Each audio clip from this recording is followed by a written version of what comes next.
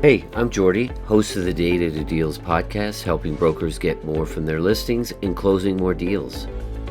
Each episode dives into what's actually working right now, making your listings stand out more, to building a standout broker brand, to using AI and smarter tools to grow your business.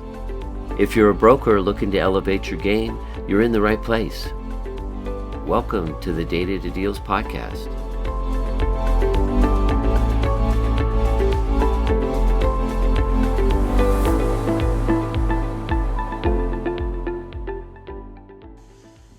The owner said, you know what, Robbie, I think you're right. And I think we need to go ahead and move on this and sell the deal. And that client is thankful to this day because the value of that asset probably would have been somewhere around 7 to 10 million less.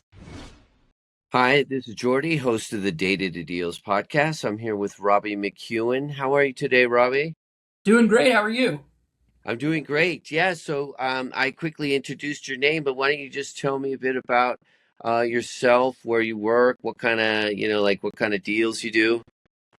Yeah, so specialize in investment sales in the office and what we'll call flex industrial space. I've been doing this for 16 years. I'm based in Orlando, Florida, and have been, started out in the leasing world and then transitioned to investment sales, and have been with a few different firms. So hopefully I can shed some light on what those transitions were like going from firm to firm and shed some light on kind of what our market looks like down here in Florida.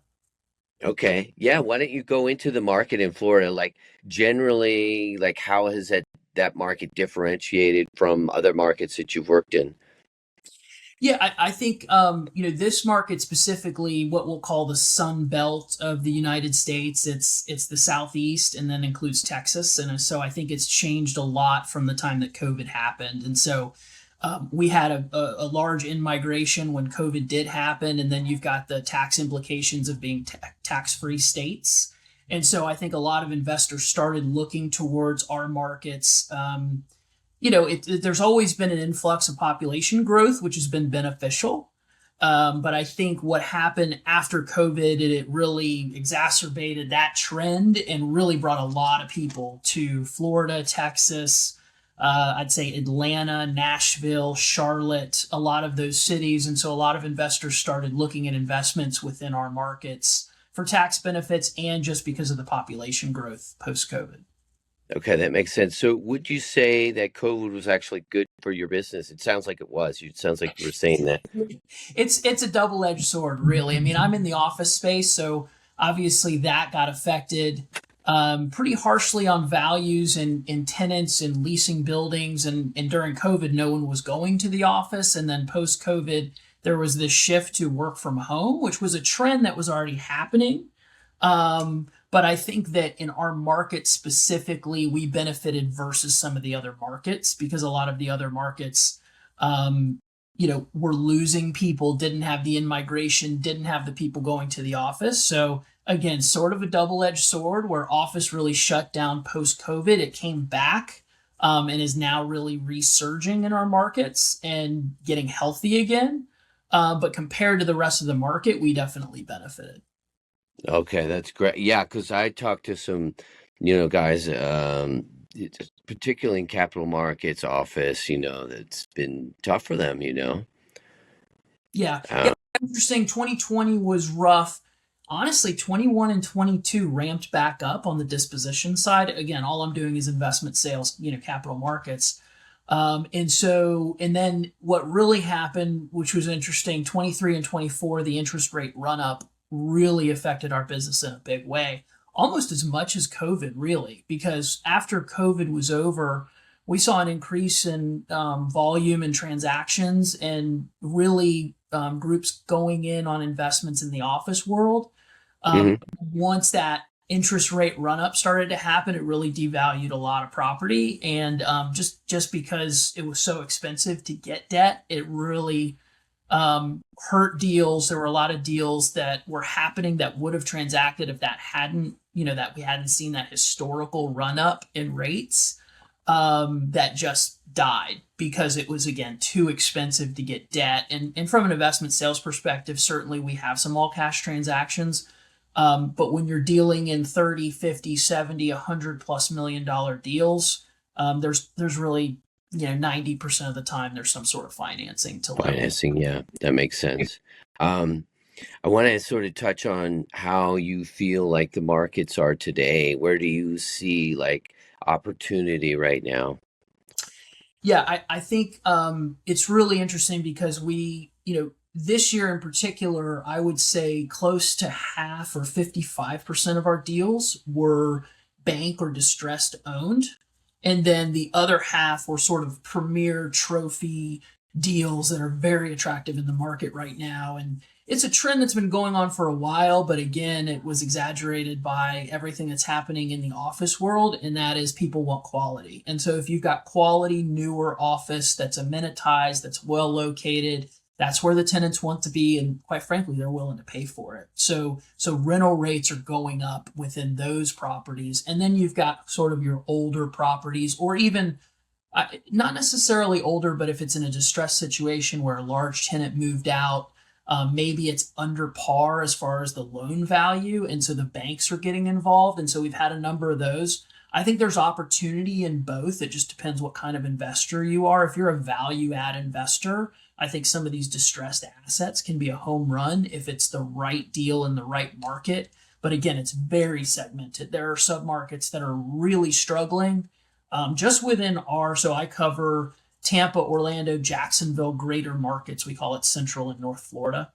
And I would say, within those segments, there are really the haves and the have-nots. And the have-nots are really kind of floundering and going back to the banks. And then the haves are really doing well. I mean, whether it's a newer asset or whether it's an asset that investors have really improved significantly, lobby renovations, adding amenities, you've got to check off the fitness center and the cafe, and they're even adding, golf simulators and other things in some of these office buildings in downtown areas or in good submarkets. And those assets are really sort of outperforming, the middle tier asset, really across the Sun Belt in Texas. So it's interesting to see that trend of the haves and the have-nots and that flight to quality. But at the same time, you've got some distressed assets where it's really just a capital stack issue, where maybe when they got into it, they've dropped some value and there's some ways to add value and it's distressed. And so the bank is kind of taking over. Maybe the owner's given the keys back because you've got a loan that's underwater. There's some opportunities in that space where I see some people making some money just because of the upward trend of the leasing market overall. Okay, that makes sense. Is there some things that you're doing for 2026 to sort of prepare for that market or kind of move more into that? Like, how are you addressing like 2026 with that sort of strategy or perspective in mind? It's interesting. We work really closely, and maybe I can get briefly into kind of the history. So I've switched firms a few times. There was a firm, HFF, that was strictly capital markets, that JLL, the firm that I'm with now, purchased HFF in 2019 for a little over $1 billion. And the reason that JLL, who's the larger company, did that is because we were very good at capital markets.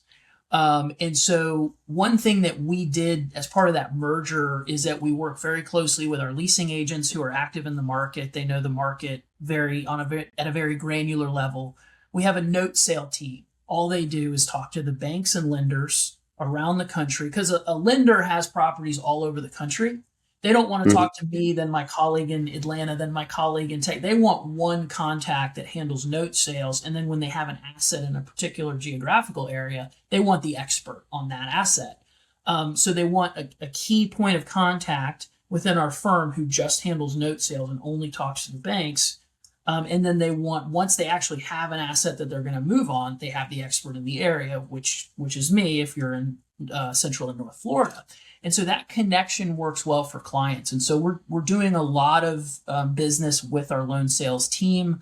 We're making sure we're in front of those banks. We're making sure we're in front of all of those lenders, and even some of the special servicers who are dealing with assets that they need to dispose of.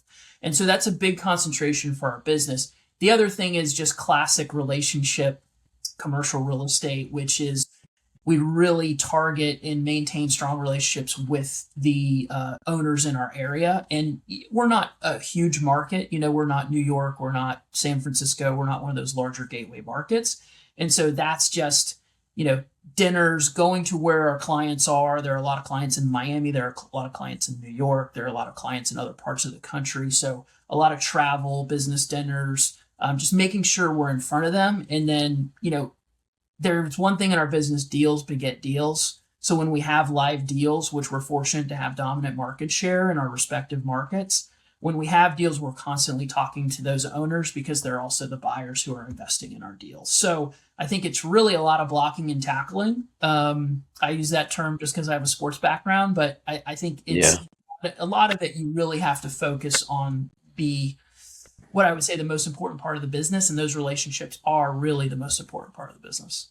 That makes sense. And like, what's the breakdown sort of your firm? Is it would like in terms of the people that are like helping with marketing and stuff, and the guys that are sort of relationship management, working directly with the clients?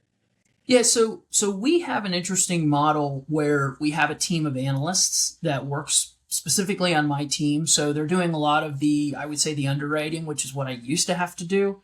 We're obviously, I'm a big part of that, but as far as kind of grinding things out, there's Argus software, which we use within all of our financial models. They're kind of working on that. Now, what we do is we try our best to get them in front of the client as much as possible so that they can get exposure, because our goal is to grow them and grow the team. So that we can cover different aspects of the market. But we have a full marketing team within our office. Between our Tampa, Orlando, and Jacksonville office, we have multiple marketing folks who put together, offering memorandums, marketing, handle kind of the online aspects that have changed so much in the last 10 years. So I would say, overall, I'm working with a team. Some of them I'm sharing with other teams, folks who sell apartments in my office or retail or other asset classes, niche asset classes. And so I would say I'm working with a team of anywhere at any time between 8 to 10. Okay.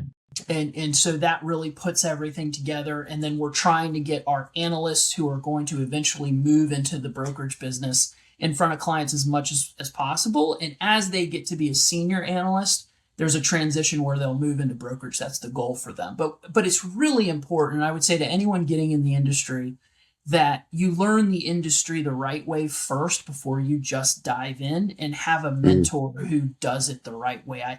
I think it's worth, if I was getting into the business right now today, the best advice I could give is target the people who are doing deals and getting deals done, or at the top of their market. Talk to them. And if it's a pay cut to work with them, it's going to pay dividends in the long run. It would be very short-sighted to go with someone who maybe isn't the top of the market or isn't doing most of the deals in that market and taking more money initially, because you might not learn the right way to do business. And it's going to be way more beneficial if you get in with the right folks right away. Yeah, you mentioned mentorship in the pre-show chat. Tell me about how you handle like mentoring. Like, walk me through some recent experiences you've had and like the benefits you've seen by being a mentor. Yeah, so there are multiple mentorship programs. I was fortunate to have a number of members, mentors locally and in other cities within each of the firms that I've been in. And I think I would say we're a smaller market, so everyone sort of knows everyone. So I'm appreciative to the folks outside my firm that have mentored me, and so I try to do the same. There's a number of organizations. CCIM is a well-known organization. NAIOP is a well-known organization that have mentorship programs. So it's former president of CCIM here locally. I'm president-elect of the NAIOP locally. I think it's important to be involved with kind of these local organizations. And so I've helped mentor in both of those organizations. And then JLL has their own mentorship program as well. And so, and another thing, I don't know if you've heard of Massimo Group. They're a group that does. I have actually, yeah. Someone else mentioned it to me, yeah. Yeah, so I haven't done it in a little while, but I was a coach with Massimo Group. Okay. It just took up a little too much time, but I will say it's a fantastic program, and he's done a great job with it. So that's sort of another recommendation. You know, if you don't already have some mentors who, when you're getting into the business, Massimo is a good way to kind of find mentorship, and they can help guide you in the ways to do business. But I think Hmm. again, it's even more important to get a mentor that you're working on their team within your respective market, because that's just going to go a long way. So let's break that down. So you're talking to a say like a recent graduate or someone that wants to get into commercial real estate. That would be some of these organizations that you mentioned would be a good way for them to start. 100%, Yeah. 100%. And I think Okay. if they have most of our universities, major universities and smaller universities, have real estate clubs within them, and so a Hmm. lot of these real estate clubs are tied into CCIM or NAIOP or CREW or CREFC or any of these organizations, and so it's a great way to really get to know the people in your community, in your business, and network in order to get and obviously internships are extremely important. We have a summer internship every single year that we take Yeah. take applications for, and it's it's a little bit of a tough process to get in, but once you're in and you perform, it's a great pathway to get in to some of our teams. Okay. It sounds like you likely had a great mentor. Tell me some of the best lessons or the biggest value you got from being mentored yourself, and who was your mentor? So I've had a lot, plenty of. Jeff Brock was the first one. Unfortunately, he passed away a number of years ago. He started a company in Orlando, Realty Capital. I will say in my current firm, I've had a number. Yeah, Manny de Zaraga is one who has mentored a lot of folks. He was Hmm. with HFF previously, and is still with JLL, and has had leadership positions within our organization for a very long time. That was more of a recent mentorship, but I will say that I think he's impacted a lot of people, probably most people within our firm. Um, Hmm. and I have, one of my favorite stories was when I was being hired by HFF, which was really a big move in my career because they were a very well respected capital markets firm. I was going to meet Manny as part of the last interview process. And I was looking at Manny's resume. I didn't know him very well. He was down in Miami. We had never really worked together. And I see $1 billion transactions on his bio. I mean, the guy, Yeah. he is very One influential. billion dollar, or like like He did multiple what he deals. has done a couple of single deals that were Wow. valued at over $1 billion. Wow. And so I'm looking at this, and at that time, I was nowhere near getting into the size of deals that we're handling now, nowhere Yeah. near that size of transaction. And so he's coming up from Miami to meet me. Obviously, I'm a little nervous, but I'm excited to meet him, given his track record, etc. So in my Hmm. mind, I have this, flashy Miami guy's going to roll up in a Ferrari, some kind of fancy car, and he's going to have the shirt, maybe down to here with the gold chains, and Yeah, he's yeah, going to yeah. Full walk in Miami with style, right? Yeah. with yeah with his people, behind him, kind of ushering him in like he's a celebrity. And the person I met was very different. He was one of the most humble, kindest, nicest men that I've ever met. And the first thing that he said to me, he said, "Robbie, it's a pleasure to meet you." He said, "I'm so impressed with your resume, and we're really excited to have you come join the firm." And I said, in the back of my mind, I was like, this is a smart guy. He saw my resume. It wasn't that impressive. I worked hard to get to where I did, and I've Hmm. done some good transactions, but in comparison to him, it was really nothing. But it just kind of spoke to the kind of servant leader that he was Yeah, and how he represented himself. that's And great. that really, really impressed me. And I try to strive to be like that sort of mentor and that sort of leader within our organization instead of one who's kind of pounding his chest, look at the deals that I did. We all had lucky breaks in the business to get to where we are. And Yeah. so I think he was one of those mentors and leaders that I think demonstrated kind of where I want to go in my career and where a lot of people want to go in their career. He was really That's great. influential in our Yeah. firm. Yeah. That's great. Great story. Along those lines, looking back at your young buck, you're just, getting into real estate. What's one thing that you could tell yourself back when you were first getting started? Biggest You know, lesson or biggest piece of advice? yeah, You're mentoring your young self right now. What would you tell yourself? yeah. I mean, I was fortunate to, I think when you're doing deals, it's important. The the integrity aspect of the business is extremely important, and it's not just so you can sleep at night, but it's also that it's going to benefit you at long term in your career because your clients will really respect you. And Hmm. so, when you don't have a lot of deal experience, sometimes there are always issues that are going to come up with deals. And the one piece of advice I would give to my younger self when dealing with those situations is rip the band-aid off quickly and address it. Don't try to push it under the rug and deal with it later, because the earlier that you can get it out, the deal may fall apart, but you're going to move on and you're going to do other deals. You may lose a couple 100,000 in commissions on that deal, but it's going Hmm. to, if you handle it the right way, you'll have a client for the rest of your career who will make you millions over Yeah. that time frame. So I think it's important. The integrity aspect of the business is very important, and when you're young, it's tough because you need those commission checks, and Yeah. you're trying to get the deal done, but don't sacrifice your integrity to try to get a deal done. I think, rip the band-aid off early when there are issues and work through them, and Mhm.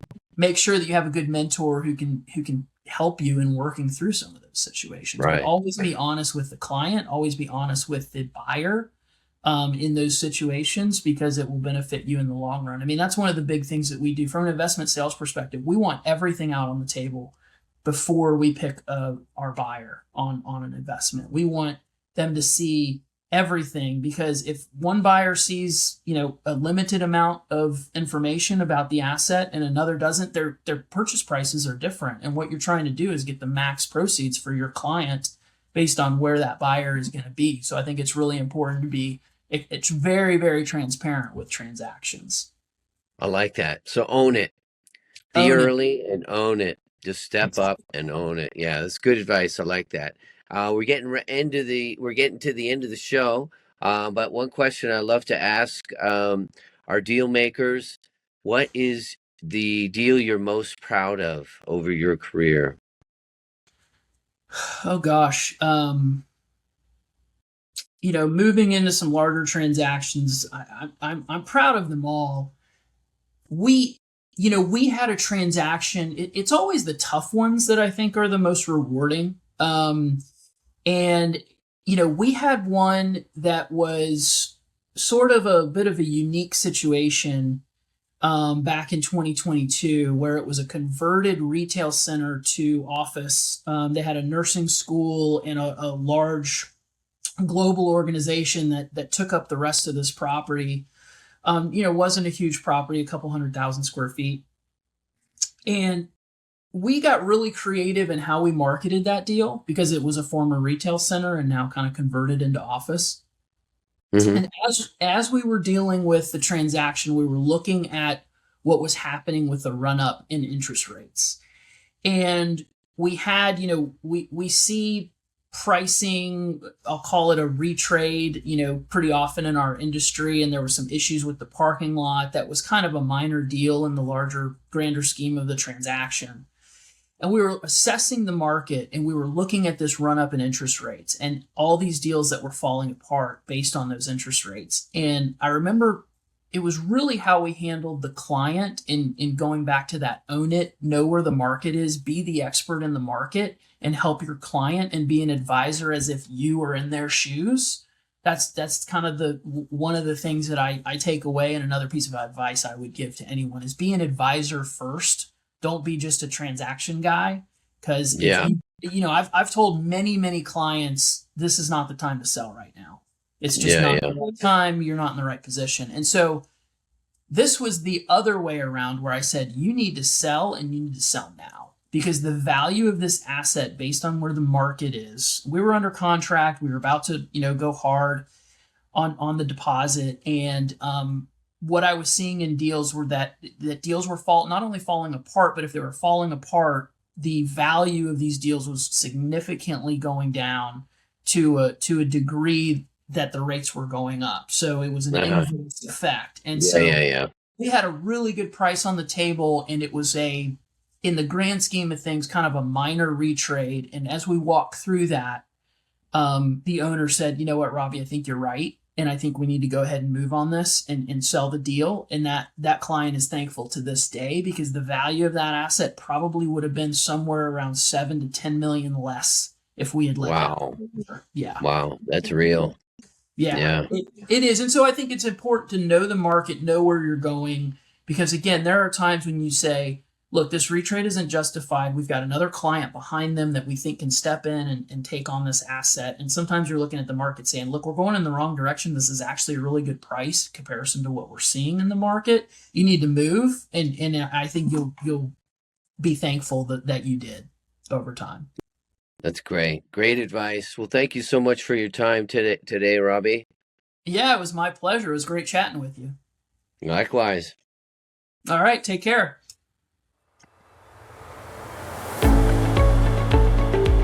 Hey, I'm Jordy, host of the Data to Deals podcast, helping brokers get more from their listings and closing more deals. Each episode dives into what's actually working right now, making your listings stand out more, to building a standout broker brand, to using AI and smarter tools to grow your business. If you're a broker looking to elevate your game, you're in the right place. Welcome to the Data to Deals podcast.